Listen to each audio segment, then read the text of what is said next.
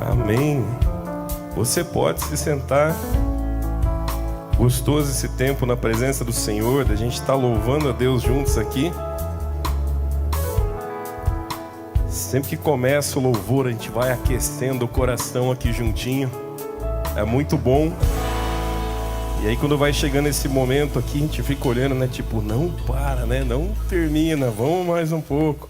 Que é bom demais. Mas, como a gente tem um horário aqui pra gente cumprir, pra gente terminar o culto, é segunda-feira. Muita gente trabalha aqui amanhã de manhã, né? Senão a gente passava a noite aqui, mas falo com certeza para vocês, já está programando aí uma vigília no ginásio juntinhos para a gente passar um tempo de oração e louvor abençoado ali no ginásio. E vai ser muito bom contar com vocês. Mas, antes de eu começar aqui a ministrar a palavra, queria agradecer a tua presença aqui, agradecer você que está assistindo a gente em casa.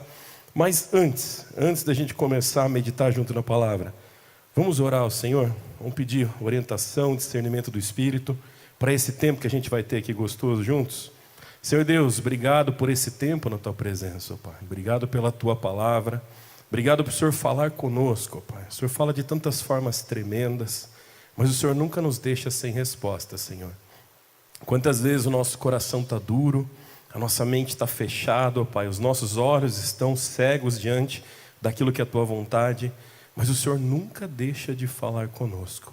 Nessa noite eu te peço que essa palavra, ó Pai, assim como ela falou tanto ao meu coração, possa falar ao coração dos meus irmãos aqui, Senhor. Que aqueles que estão sentados aqui nesse lugar e vieram com o coração apertado até aqui, Senhor, que essa palavra possa trazer paz, direção, Senhor. Que eles possam entender a Tua vontade e os Teus caminhos. Se alguém veio para cá feliz, cheio da Tua presença, ó Pai, que essa palavra se multiplique através da vida dessa pessoa. Que eu te peço que a Tua paz, que excede todo entendimento, venha sobre nós agora, Senhor, e que esse tempo na Tua presença seja um tempo de ouvirmos a Tua voz. É o que oramos e te agradecemos no nome de Jesus aqui.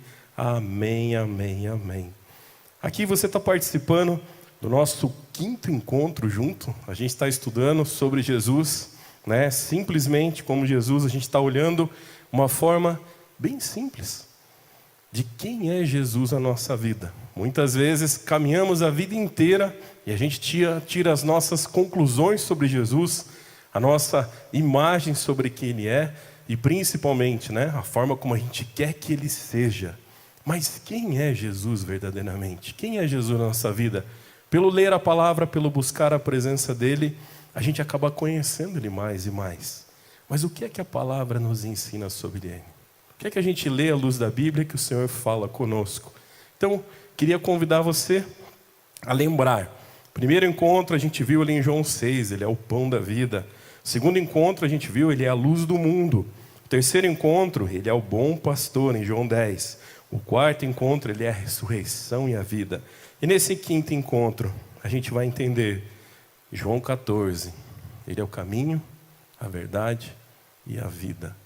E por que isso é importante na nossa vida? Aí eu vou falar uma coisa especial para você. Abre a sua Bíblia lá comigo. O texto base de hoje é João, capítulo 14.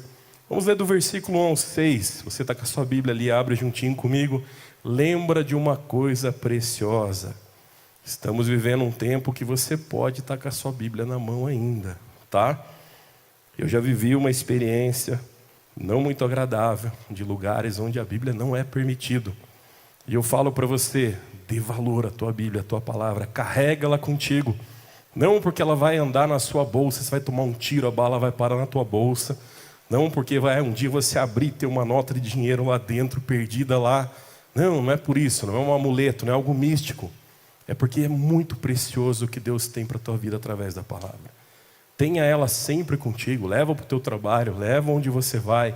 O momento que você tem, senta, leia a palavra. A gente precisa disso. Se alimente espiritualmente através da palavra. E hoje, em especial, eu vou pedir para você abrir João, capítulo 14, versículo 1 ao 6. Não se turbe o coração de vocês. Creiam em Deus, creiam também em mim. Na casa do meu pai há muitos aposentos. E se não fosse assim, eu lhes teria dito, vou preparar um lugar? E se eu for e lhes preparar um lugar, voltarei e os levarei para mim, para que vocês estejam onde eu estiver. Vocês conhecem o caminho por onde eu vou. Mas disse-lhe Tomé: Senhor, não sabemos para onde vais. Como então podemos saber o caminho? E aí no versículo 6, Jesus diz assim: eu sou o caminho, a verdade e a vida, e ninguém vem ao Pai senão por mim. Esse texto é um clássico da literatura bíblica. Quando a gente lê dessa forma, quando você lê a Bíblia com a profundidade do que o texto diz, talvez você já ouviu esse texto, talvez você já ouviu esse texto, talvez você já leu ele em algum lugar, mas sabe, quando a gente começa a olhar e entender esse texto, a gente percebe uma coisa preciosa. A cada vez que estamos lendo o capítulo de João, vemos Jesus se revelando. Se você olhar ali os 4 primeiros livros do Novo Testamento, você vai perceber que eles são sinóticos, eles são semelhantes entre si. Você vai perceber que eles contam a mesma história, em perspectivas diferentes. É como se estivesse aqui nesse culto hoje e eu falasse para vocês o que vai acontecer aqui nesse lugar. Mas aí, quem está sentado lá em cima na mídia, vai sair desse culto e dizer o que foi que aconteceu nesse lugar. E você que está sentado aqui do meu lado, você vai dizer o que é que esse culto falou com você. Ou seja, somos 3 pessoas diferentes, e uma quarta e uma quinta, e vão dizer o que é que aconteceu nesse lugar. Esses livros sinóticos são assim, é a mesma história contada por 4 pessoas. Quando a gente olha o livro de João, a gente percebe algo precioso. Porque os 3 primeiros livros são extremamente semelhantes, mas o 4º, ele forma os evangelhos. E quando a gente olha os 4 evangelhos, a gente entende que o livro de João, assim como você já viu uma história, uma narrativa, uma história sendo contada para você, o livro de João conta como se fosse uma história. Então quer dizer que os outros 3 não servem para nada? Claro que sim, tem muita importância na Bíblia. Tem muitos detalhes contidos deles nas perspectivas deles que os outros livros não têm. Mas quando olhamos o livro de João, é mais ou menos como se um filme passasse na nossa cabeça. E a gente começa a olhar as coisas que Jesus vai ensinando, e principalmente quem Ele é.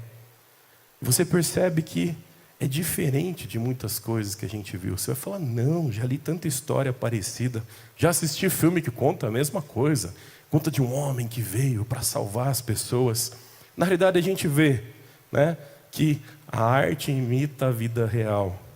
E muitas vezes a arte diz aquilo que queremos ouvir. A Bíblia traz uma história que é gostoso de ouvir. Você ver a história de Jesus é precioso na tua vida. E saber aquilo que Ele fez por você torna ainda mais precioso. Mas quando você começa a ouvir o livro de João, você começa a lê-lo trecho a trecho, você percebe uma particularidade muito especial. Você percebe a humanidade de Jesus. Ali você vai ver que Jesus chorou, como a gente viu junto aqui. Você vai ver que Ele teve fome. Você vai ver que Ele sentiu sono. Coisas como nós sentimos. Ou seja, quando a gente vê João 3,16, a gente fica imaginando assim: puxa, mas o Deus se fez carne. Exatamente. Tudo o que você sente, Jesus sentia. Mas existe algo diferente. Ali também se revela a divindade de Jesus. Onde Ele não era apenas mais um homem em meio à multidão. Onde Ele não é apenas mais um que veio, como muitos dos profetas que tinham passado até ali. Haviam muitos rabinos que ensinavam coisas preciosas. Haviam muitos homens que se diziam grandiosos. Jesus, dentro da simplicidade dele, Ele tenta falar de uma forma tão preciosa aqueles homens, para que eles pudessem entender. Você fala: não é. Eu vejo Jesus falando, às vezes fala de uma forma que eu não consigo entender. Queria dizer uma coisa especial para você. Olha que interessante. Já fiz algumas viagens, já fui para alguns lugares. E teve um período da minha vida que eu fui morar em outro estado. Fui para Belém do Pará. Um lugar fascinante, fantástico, lindo. Mas sabe qual foi a primeira dificuldade? Entender o que as pessoas estavam falando. O sotaque era diferente. Lá existe uma coisa que eles falam quando acontece alguma coisa, eles falam égua. Olha que interessante. O que é pra gente aqui no sul do Brasil? A égua é a mulher do cavalo, não é verdade? A gente olha ali, né? A fêmea, né? Olhando por gênero, né? Dessa parte. E a primeira coisa que aconteceu quando eu cheguei lá, e eu fui conversar com uma pessoa, e eu precisava saber chegar a um lugar, e eu não tinha endereço. E eu olhei para a pessoa e falei assim: puxa vida, eu não sei como chegar lá. E a mulher olhou e falou: égua, tu não sabes? Eu falei: quem é? Quem que ela xingou? Quem que ela... Os sotaques mudam de lugar para lugar, a forma de ser falado algumas coisas. E aí eu fui descobrindo que lá no Pará existe um vocabulário dos éguas. Existe o égua quando está admirado, que é égua. Existe quando você está bravo, é égua.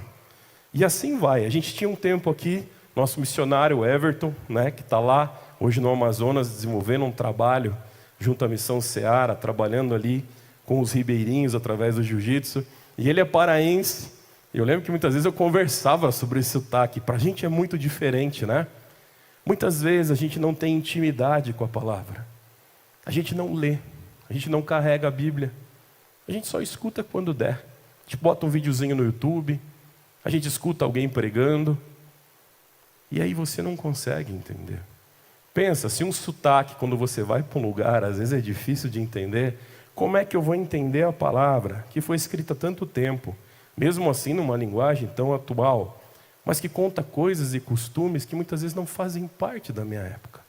Quando a gente começa a olhar a Bíblia dessa forma histórica, é interessantíssimo, mas muitas vezes a gente não vai entender alguns costumes. Por quê? Aqui vemos um grupo muito grande de judeus, e ali era a região que eles estavam. Alguns costumes não fazem sentido para nós. Ainda assim, para aqueles homens, algumas coisas que Jesus dizia, eles esperavam nele o quê? Um rabino. Um homem que ensinava coisas preciosas. E assim Jesus foi de uma forma tremenda. Mas Jesus era Deus, o Deus encarnado, o portador de tudo aquilo que nenhum homem portava. Ele veio para fazer coisas que nenhum homem poderia fazer. Ele veio para nos ensinar ainda mais sobre a presença de Deus. Quando a gente olha para esse texto, a gente olha e fala, puxa vida, ele diz, eu sou o caminho. Como assim o caminho? O que é um caminho para você? Quando a gente olha para a prática do judô na divisão da palavra judô é caminho suave. Quem assiste um treino de judô e vê a pessoa caindo, fala, a suavidade está onde? Né? Não é verdade? Eu, judoca há muito tempo, digo para vocês, ainda assim é um caminho suave. Mas o caminho é o quê? É um ponto, a gente percorre até outro ponto. E nesse ponto existem várias coisas que acontecem, ou seja, existe um aprendizado, existe um entendimento. Quando Jesus diz que Ele é o caminho, a gente começa a analisar da nossa forma, com um caminho que a gente segue.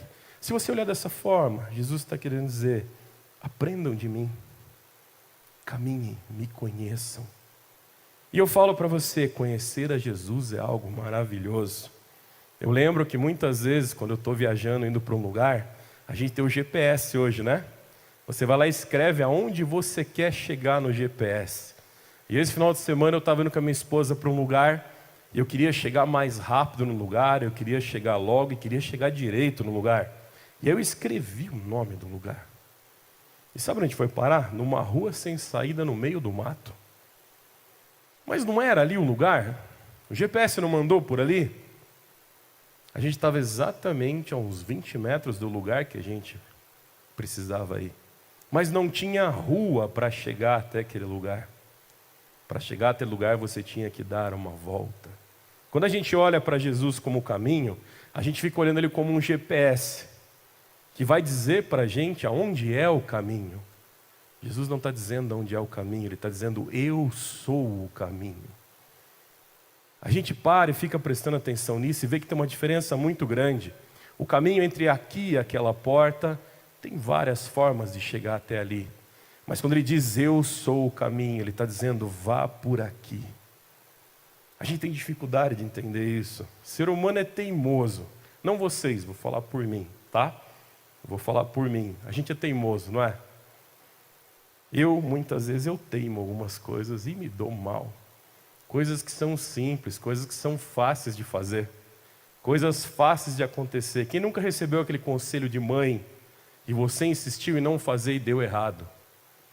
Muitas vezes, não é verdade? As mães aqui lembraram de um monte de histórias que já falaram para os filhos. Pega o guarda-chuva que vai chover, põe a blusa senão você vai pegar gripe, come direitinho senão você vai ficar doente. Tem tanta coisa que acontece assim, não é verdade?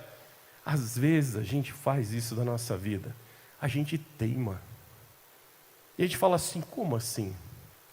Quem é você para dizer para mim o que é que eu tenho que fazer?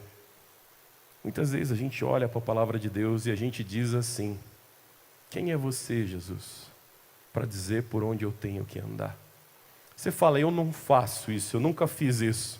Quando Jesus fala comigo, eu fecho meus olhos e vou. A gente faz nada, mentira. A gente teima, a gente tenta do nosso jeito. A gente compra uma coisa nova, a gente ganha alguma coisa e vem com o manual, não vem? Hoje em dia, muita coisa você compra, o manual vem em chinês, né? Aí você tem que mudar ali o celular para poder ler e configurar as coisas. Mas a gente não mexe no manual, a gente faz o quê? A gente fuça. A gente vai lá e tenta descobrir como é que aquilo funciona do nosso jeito e para aquilo que a gente quer. Dá certo? Às vezes dá. Às vezes você consegue. Mas passa um tempo, você começa a ver alguém que leu o manual mexer naquilo. E você descobre que é muitas vezes melhor. A Bíblia é nosso manual. Aqui nos ensina sobre Deus, nos ensina sobre nós mesmos, ensina muito sobre a nossa vida. Mas a gente nem sempre olha ela como manual. E muitas vezes não olhamos Jesus como um caminho. Aqui esses homens estavam vivendo um tempo, a gente viu ali cada parte de João que a gente foi lendo. Jesus ia sendo perseguido. Aqui a gente está chegando quase próximo de Jesus ser preso. E sabe, para aqueles homens, quando fala eu sou o caminho, eles deviam olhar e falar assim: como assim? Como você é o caminho? O caminho que eu conheço é um rastro, é uma direção. Aqui Jesus está dizendo que Ele é o único caminho, mas Ele está dizendo algo precioso. Ele está fazendo um convite para você: caminhar nele, andar com Ele, viver com Ele. Como assim, pastor? Como é que Ele está falando isso para você? Sabe, quando eu olho esse texto, eu começo a perceber a preciosidade de Jesus com o caminho. Jesus respondeu: eu sou o caminho, a verdade e a vida, ninguém vem ao Pai a não ser por mim. Quando a gente olha para o caminho, a gente começa a entender o quanto devemos confiar nele. Sabe, você já fez trilha aqui? Já andou? Nunca fizeram isso? Tem que fazer. Tem um grupo aqui do ministério que só faz trilhas. Tem que participar, fazer as trilhas. Tenta ali. Cada um aqui tem uma particularidade, não é verdade? Tem o pessoal do Muay Thai, tem o pessoal da esgrima, temos o tênis de mesa representado aqui hoje. Vocês estão vendo aqueles dois ali, ó? Vai lá na mesa brincar com eles lá. Chega para eles e fala assim: eu jogo ping-pong, você vai ver o que eles vão fazer com vocês.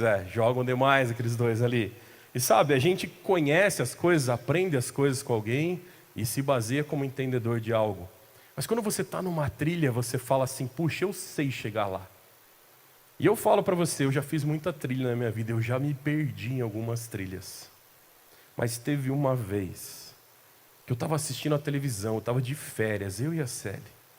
E estava falando sobre vários animais que existem em vários lugares do mundo. Entre as coisas que acontecem, existe uma ilha chamada Ilha da Queimada Grande.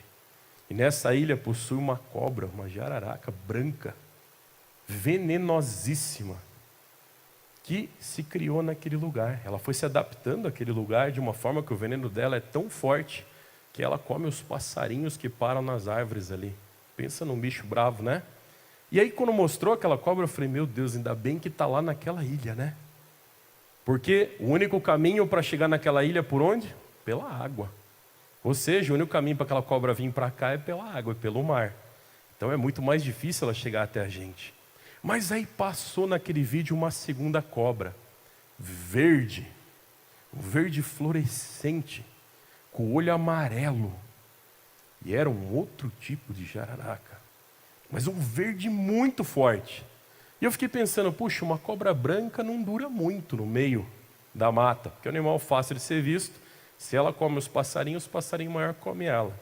Mas uma jararaca verde fluorescente, onde que existe isso? E aí sabe onde existia? No lugar onde eu morei a maior parte da minha vida. E começou a passar no vídeo que era daquela região que eu estava. E eu falei assim: poxa vida, eu nunca vi esse bicho. E nem queria ver. Mas eu falei: eu já andei tanto, já fiz tanta trilha, já caminhei por tanto lugar aqui. Já vi tanta cobra, mas nunca vi essa que é verde, fluorescente, com o olho amarelo brilhando. Adivinha o que aconteceu? Chegou a tarde. A minha esposa falou para mim, a gente estava de férias, vamos pescar? E eu falei, vamos. Saímos para pescar. Ela gosta de pescar, já viram as fotinhas do Instagram da gente ali. E a gente entrou na água por aqui, começamos a pescar e pegar um monte de peixe. E uns peixes bem legais. Até que de repente a gente começou a pegar umas moreias, uns outros peixes que ela tem medo. Ela falou, vamos sair da água e vamos embora. Guardamos as coisas e estamos indo embora. No mesmo caminho que a gente veio. Determinado instante que a gente estava andando na mata, de cima da árvore cai uma cobra. E vocês já viram cobra caindo da árvore? Ela cai devagar. Essas cobras levinhas, elas caem bem devagar. É muito estranho. Parece que ela está planando. E ela caiu assim, ó, bem na minha frente. Nessa distância aqui assim. Adivinha que cobra que era? Aquela cobra verde, de olho amarelo. Devia ter 1,5 m, 1 m e pouco, não era uma cobra muito grande. E ela levantou e olhou para mim. Aquela cobra que eu tinha visto há poucas horas atrás na TV estava ali em pé na minha frente. E a Célia olhou para mim, eu olhei para ela e falei, o que a gente vai fazer? E a cobra ficou parada ali. E ali era o caminho que a gente tinha para ir embora. A cobra virou, entrou no mato. Eu falei, Célia, a cobra foi, vamos embora? Que nada. E para passar naquela trilha, naquele caminho. E para a gente ir embora por aquele lugar. E aquele caminho parecia ser o nosso único caminho até o carro. Parecia ser o caminho mais seguro. A gente veio por aquele caminho. A gente andou, a gente estava feliz naquele caminho. A gente pescou naquele caminho. Mas quando a gente voltou pelo caminho, não era seguro. E sabe, a gente deu uma volta tão grande. A cobra deve ter caído ali e ido embora bem pertinho, mas a gente deu a volta. A gente contornou lá no fundo, passou por dentro de um mangue, cortou por uma árvore, passou um outro mato mais perigoso, passou um outro lugar com mais medo, passou por um lugar que a gente não conhecia. De repente, no meio do nada, a gente olhou e falou assim, o carro está para lá. E a gente virou e achou o carro. Quando Jesus fala nesse texto, eu sou o caminho, não é perigoso, onde ele diz que ele é o caminho. Muitas vezes na nossa vida a gente anda por caminhos que aconteceram coisas que nos traumatizaram, coisas que nos deram medo, coisas que fizeram a gente se afastar do caminho e pegar outro caminho. Sabe por quê? A gente entendia que aquele era o único caminho. Quando a gente olha para esse texto da Bíblia, a gente vê que aqui não é uma opção de um caminho, não é uma opção de mais um caminho, não é uma ideia que ele talvez seja um caminho. Ali ele está dizendo, eu sou o caminho. O que eu vou dizer para vocês, aqui nessa igreja eu conheço muitas coisas daqui. E se eu falar para você, ali tem uma porta para você sair, ali tem uma porta para você sair, ali tem outra porta, ali tem outra porta e ali tem outra porta. Puxa, pastor, você me mostrou o caminho. Aqui Jesus não está mostrando o caminho. Ele está dizendo, eu sou já aqui. Ele está dizendo, caminhe. A gente tem dificuldade de confiar nele. A gente tem dificuldade de entender que ele é o caminho, sabe por quê? Porque a gente confia na nossa mente. A gente confia na nossa memória. A gente baseia o nosso caminho pelas cobras que a gente encontrou pelo caminho, não é verdade? E a gente fala, por aqui eu não vou mais. Vou pegar um outro caminho. E às vezes a gente vai para um caminho pior. E naquele caminho pior, mais perigoso, a gente acha que está indo para o lugar certo. E a gente fala assim, porque no fim vai dar tudo no mesmo lugar. Eu já vi muita gente falar assim, não importa, todos os caminhos levam a Deus. Jesus não se apresenta nesse texto como mais o caminho, uma opção para ir até Deus. Jesus é Deus, Ele é o caminho. Mas se você olhar para esse texto, você vê que ele continua falando assim, eu sou o caminho e a verdade. A segunda parte desse versículo, ele se identifica como a verdade. A primeira parte ele se identifica como o caminho. E aqui ele é a verdade. A palavra de Deus nos ensina a conhecereis a verdade vos libertará. Todo mundo saber de cor, ó. Quando ele diz que eu sou a verdade, é porque para aqueles homens, eles já haviam crido em tanta coisa. Dentro do que eles viviam ali do judaísmo, tinha tantas regras, tinha tantas coisas para acontecer, tinha a quantidade de passos que tinha que dar, tinha as coisas que podiam comer ou não comer tal período, tinha tanta coisa que dizia que para você chegar até Deus, você tinha que cumprir aquele monte de coisas. Se você não passasse por todos aqueles protocolos judaicos, você estava perdido. Aqui quando ele diz, eu sou o caminho, mas ele diz, eu sou a verdade. Cada um tem as suas próprias verdades, não é? Tem coisas na tua casa, quem é casado aqui? Levanta a mão. Aí, ó. Boa parte de casado levantou a mão. Sei que isso não acontece na casa de vocês casados, é só uma ilustração que eu vou fazer aqui. Mas vocês já se divergiram, já discordaram por alguma coisa? Só por brincadeira, né? Nunca de verdade, só por, né? Sempre vocês falam, vocês concordam, vocês olham as coisas e falam, é isso aí mesmo. Sempre quando você olha como marido e fala assim, olha, eu acho que é assim, minha esposa, ela fala, é verdade. Na casa de vocês não é assim? Lá em casa é assim. Eu orei tanto, que eu falei, Deus, me dá a mulher certa. Eu já tinha caminhado, já tinha conhecido pessoas, falei, mas chega, Senhor, eu quero a mulher certa. Agora eu vou pedir, levanta a mão você que não é casado, homem, não casado aí. Aí então a galera não casada aí. Eu não era casado e eu falava, Senhor, me mostra a mulher certa, me dá a mulher certa. E Ele me deu a mulher certa. Aí você vai falar, amém. Ela é tão certa que sempre eu estou errado. Não importa o que eu fale, você está errado. Não importa o que eu diga, você está errado. Mas vamos fazer assim, você está errado. Mas vamos montar uma coisa assim. Não, vamos fazer isso aqui, estou brincando, né? Não é tudo assim não, só 90% das vezes. Mas olha só, às vezes a gente olha na nossa vida, né? E a gente acha que tudo a gente sabe, que tudo é certo, que tudo é verdade. E quando você casa e está convivendo com as pessoas ali, alinhando as coisas da tua vida, você começa a ver que nem tudo aquilo que você pensa é a verdade. Que nem tudo aquilo que você deduz na sua mente é a total verdade. Sabe por quê? Porque são as suas verdades. Quando você lê a Bíblia, você fala assim, tá, eu consigo ler a Bíblia e deduzir as minhas próprias verdades. Eu consigo deduzir a Bíblia e falar o que é que a Bíblia realmente fala. Não, você não consegue fazer isso. Porque aquilo que a gente lê na Bíblia é para transformar a nossa vida. Aquilo que a gente lê é para fazer diferença na nossa vida. Quando a gente olha Jesus como o caminho, a gente entende o caminho. Quando a gente olha Ele como a verdade, a gente começa a questionar as nossas verdades. E você começa a olhar e falar assim, peraí, será que eu estou certo? Será que é isso? E se for verdade, o Espírito Santo vai confirmar no teu coração. Quando a gente lê a palavra, a Bíblia fala algo com a gente entende uma resposta de Deus. Muitas vezes você fala, Senhor, me dá um sinal, e o texto fala contigo. Deus vai trazer a paz que excede todo entendimento sobre a tua vida. Porque hoje em dia muitas pessoas usam a palavra para dizer aquilo que querem, para levar para aquilo que elas querem, para dizer que aquilo é a verdade. Mas não é assim que funciona. Aquilo que é verdade se cumpre. Aquilo que se conta, que se fala como verdade acontece, não é verdade? Se eu falar assim, o seu tênis é branco e vermelho.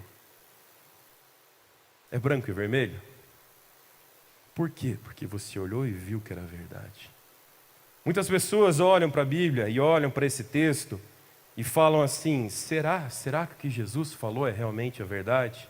Quando ele diz que Ele é o caminho e Ele é a verdade, Ele está dizendo, me conheçam, vejam, olhem para mim, olhem quem eu sou. A natureza de Jesus não é escondida. A natureza de Jesus não tem um disfarce. Jesus convivia em meio à multidão. Diferente de muitos homens ou muitas que se denominavam deuses da época e viviam nos templos, Jesus estava entre as pessoas. As pessoas o conheciam, Ele comia com as pessoas, Ele andava com as pessoas, Ele vivia com as pessoas, Ele andava com os seus discípulos, Ele caminhava com eles. Aquilo que Ele falava era aquilo que Ele era.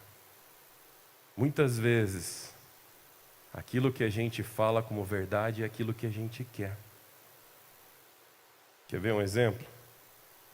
Algum de vocês aqui, alguma vez, já comprou um Fusca velho? Está querendo comprar? E aí a gente chega para as pessoas e fala, é um bom negócio. Vale a pena. Sabe, eu vi um Fusca por 40 mil no LX. Eu olhei um outro cara vendendo um Fusca por 120 mil. Esses dias um cara postou um Fusca por 300 mil com motor de Subaru. Os mecânicos aqui deu uma arrepiada já assim na que mexe com o carro, né? A gente quer que aquilo que a gente gosta, que aquilo que a gente aprecia, seja verdade. E não vai ser verdade até que aquilo se prove. E aí eu falo para você, então aonde? Aonde o que Jesus está falando aqui? Na terceira parte desse texto ele fala, eu sou o caminho, a verdade e a vida. Ninguém vem ao Pai senão por mim. A terceira parte do versículo, ela se alinha muito parecida com o que a gente estudou semana passada, onde ele diz, eu sou a ressurreição e a vida. Ali ele ressuscita Lázaro. Ali ele pede que Lázaro saia da caverna, saia do túmulo onde ele estava. Ou seja, ali a vida gera vida, transforma a vida. Aqui quando ele fala sobre eu sou o caminho, eu sou a verdade, eu sou a vida, ele está dizendo para você que muitas vezes os nossos caminhos estão errados. Ele está dizendo para a gente que as nossas verdades muitas vezes não são verdades absolutas. E quando ele diz que eu sou a vida, é que ele quer transformar tudo isso que a gente crê que está certo, mas não é. E você fala, puxa vida, o que é que eu creio? A primeira coisa que você precisa fazer é orar ao Senhor e falar, Deus, fala comigo. A segunda coisa que você precisa fazer é ouvir Ele.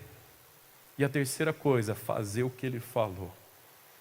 Mas, pastor, se eu ouvir uma vozinha na minha cabeça e dizer que isso é Deus falando e começar a fazer, eu preciso de um psiquiatra, não é verdade? Muita gente vai falar assim. Antigamente a gente via ali, quem assistia os desenhos na TV, você tinha ali o Pateta, e o Pateta quando ia fazer uma coisa má, tinha um patetinha vermelho e um patetinha azul. O vermelho era malvado, lembra? E dava conselhos malvados para ele. E o azulzinho bonitinho era o que? Era um anjinho que falava as coisas. Muitas vezes na nossa vida a gente dá ouvido para esse tipo de voz. A gente escuta aquela voz que fala coisas ruins.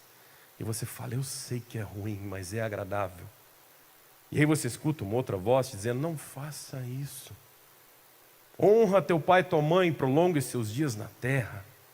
Conhecereis a verdade vos libertará. Entrega teu caminho ao Senhor, confia nele, mais ele fará. Normalmente tem um lado que sempre fala coisas boas. Mas muitas vezes na vida da gente, esse lado ruim fala assim, ei, deseja o mal para alguém. E a outra vozinha diz assim, faz mesmo, vai lá. E a gente começa a achar que é a nossa consciência, dizendo para a gente o que tem que ser feito. E a gente começa a achar que é Deus falando com a gente, e dizendo, veja bem, a vontade de Deus está aqui. A primeira forma que Deus fala com você é através da palavra. Aquilo que a gente lê, aquilo que a gente entende, onde fala que Jesus é o caminho, a verdade e a vida, está escrito aqui, antes de falar na minha mente. Jesus é o caminho, o único caminho. Entrega teu caminho ao Senhor, confia nele e mais ele fará. Ou seja, caminhe na presença dele. A gente olha e vê, ele é a verdade. Então peça para Deus, aquilo que eu creio, aquilo que eu faço, aquilo que eu falo, isso é a verdade. E ele vai falar com você. E ele vai te mostrar se aquilo é verdadeiro. Mas existe uma outra coisa extremamente preciosa. Jesus é a vida. Jesus é a vida por quê? Porque muitas vezes o nosso caminho está morto. Muitas vezes as nossas verdades são mentiras. E a gente quer acreditar e continuar caminhando. Mas quando a vida entra nisso, acabou a mentira. E acabou o caminho errado. Nessa noite, eu faço um convite para você. Você examine o teu coração. E você pergunte para o Senhor assim, Senhor, até aqui, tem coisas que eu ouvi sobre você. Tem coisas que eu creio sobre você. Tem coisas que me contaram sobre você. Pessoas me desenharam um caminho de quem você é. A oração para você fazer essa noite é: Senhor, fala a tua verdade. Aquilo que você ouviu verdadeiro, Deus vai confirmar no teu coração. Aquilo que é o caminho é a presença dele. Mas aquilo que é a vida é o que ele vai transformar na sua vida. Senhor Deus, obrigado por esse tempo na tua presença, Senhor. Obrigado, Senhor, porque muitas vezes achamos que os nossos caminhos são os caminhos corretos. Mas quando começamos a olhar à luz da tua palavra, Senhor, e ver o teu amor por nós, Senhor, percebemos que muitos dos nossos caminhos estão em direções erradas. Senhor, o Senhor é o nosso caminho, Pai. Que possamos olhar, aprender mais de Ti, Te buscar, Senhor, engrandecer e louvar o Teu nome e permanecer nesse caminho, Senhor. Senhor, esse texto também fala que o Senhor é a verdade. Quantas vezes, Senhor, deixamos o mal nos falar mentiras? Quantas vezes criamos as nossas próprias mentiras no coração? Quantas vezes, ó Pai, questionamos a nossa fé diante de Ti? Quantas vezes o Senhor nos fala através da palavra, o Senhor nos fala através de pessoas, o Senhor nos fala através de sonhos, ó Pai, e ainda assim duvidamos da Tua presença. Mas muitas vezes o mal diz apenas uma palavra e nós cremos no mal. O que eu te peço, Senhor, que a Tua presença venha em verdade sobre a nossa vida. Que possamos olhar, aprender mais de Ti, conhecer a simplicidade, Senhor, de Ti, e ver que a verdade, Senhor, ela é simples. O complicado é a mentira, Senhor. A mentira precisa se inventar, se reinventar, e se fazer e se disfarçar, para que ela pareça com a verdade. A verdade, Senhor, ela é Ti, Senhor, e somente a verdade. Mas esse texto, Pai, fala que o Senhor é a vida. Então eu te peço, por caminhos errados que já andamos, Senhor, por verdades que eram mentiras que achamos que eram os caminhos corretos, por quantas vezes acreditamos em nós mesmos e não em Ti, Senhor. Quantas vezes cremos na nossa força e não na força que vem de Ti, Senhor. Eu te peço, Senhor, seja a vida na minha vida, Senhor. Seja a minha vida, Senhor. A minha vida muitas vezes não me levou a lugares bons. E o desejo de ter o Senhor na minha vida não é para que apenas as coisas boas aconteçam. Não é apenas para que as coisas más vão embora, Senhor. Mas sim para que eu possa viver verdadeiramente na Tua presença. Que eu possa Te entender como caminho mais e mais e Te viver, Senhor. Mas Deus, que as mentiras da minha mente possam ir embora. E Senhor, que meu fôlego de vida seja sempre a Tua presença. Nos guarda, nos protege, nos conduz. Abre os nossos olhos espirituais, ó Pai. Tira as barreiras dos nossos ouvidos, Senhor. Hoje ouvimos tantas coisas, ó Pai. Lemos tantas coisas. Homens falam sobre o fim do mundo das suas formas. Homens têm se levantado dizendo que são Ti, Senhor. Pessoas têm falado sobre poder. Homens têm dito que têm o próprio poder, Senhor. Nos ajuda, Senhor, que possamos entender a vida que há em Ti e Te buscar, ó Pai, para que não venhamos andar pelos maus caminhos, não nos perder nas mentiras que o mal coloca e principalmente encontrar a morte, Senhor, a morte eterna, em vez de encontrar a Ti, Senhor, o Deus precioso, o Deus que se fez carne, o Deus maravilhoso, ó Pai, o autor da vida e a fonte da vida. Cuida de nós, Paizinho, é o que eu Te peço. Abençoa cada um nesse lugar aqui, Senhor, aqueles que estão aqui, os que estão nos assistindo. E eu Te peço, se alguém está ouvindo essa palavra, ó Pai, e andou por caminhos errados, que possa ter a Ti como caminho, Senhor. Se alguém, Senhor, acreditou em tantas mentiras e nas próprias mentiras, que passe a crer na Tua verdade, Senhor. E o desejo do meu coração, se alguém que ouve essa palavra, Senhor, tem desistido da vida, que permita a Tua presença trazer vida de volta, Senhor, àquilo que está morrendo. É o que oramos e Te agradecemos no Seu santo, precioso e maravilhoso nome, Senhor. Amém, amém e amém.